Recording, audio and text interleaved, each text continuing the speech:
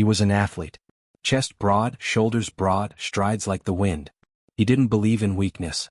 Didn't accept slowing down. Until one September afternoon, when tires screeched across the intersection, and everything fell silent. The accident took his legs, not physically but functionally. Spinal cord damage. Doctors said the ability to walk was almost non-existent. His family cried. Friends visited, silent. And he just looked out the window. The sun was still up. People out there were still alive. And he realized, I no longer had control over what happened. But I could choose how I responded. The first week in the hospital he just lay still. Every movement was a battle with pain. And in that pain he started reading. Not sports magazines. Not get-rich-quick books. But the old, time-worn words, Stoic philosophy. We are disturbed not by what happens but by how we see it. Epictetus. He read the sentence again, then looked down at his feet. No strength. No response. But the words rang out like a bell. Wasn't he drowning himself in despair? Instead of asking, why me? He began asking, what can I do about this? And he began to act. Small movements at first, toes, ankles. Every millimeter of progress he welcomed as a victory. For a Stoic, victory is not in the outcome but in not giving up. Every morning he sat up, even if it took 40 minutes. He learned to breathe deeply, to accept the pain. He didn't fight to get back to his old life. He fought to build a new one, starting from where he fell. 9 months after the accident he stood up for the first time, with a walker. The nurse cried. The doctor was stunned. But he just smiled. Not because he stood up but because he didn't fall in his mind. The greatest victory is the victory over oneself. Marcus Aurelius. He wrote that on the mirror in the gym. Not to brag, but to remind himself, every step is a symbol of will. One day while he was rehabilitating he looked over at the bed next to him. A boy about 13 years old, paralyzed after a cycling accident. He didn't talk. He didn't communicate. His eyes were full of despair. He sat down next to him. Didn't say much. Just told a story about himself. And then he shared, you don't have to believe that you will walk again.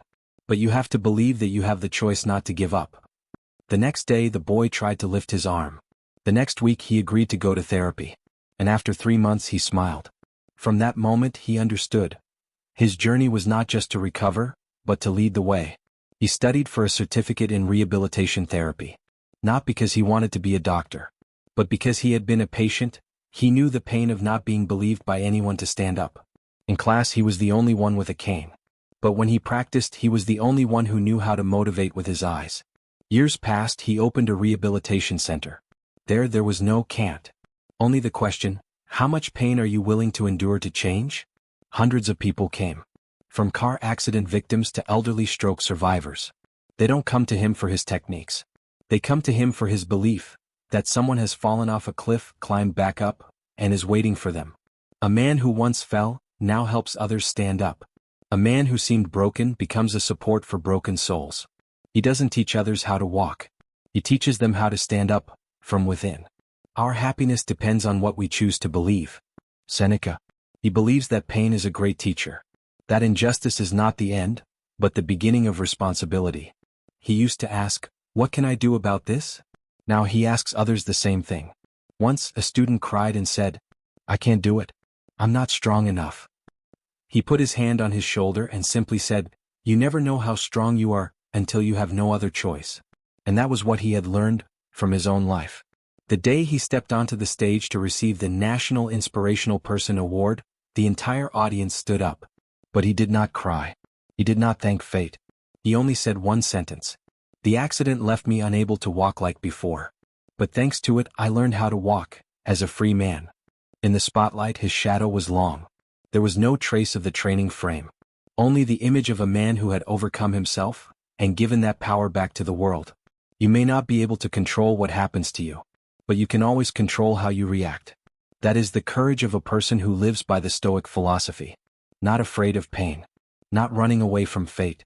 Just persevering step by step towards the light.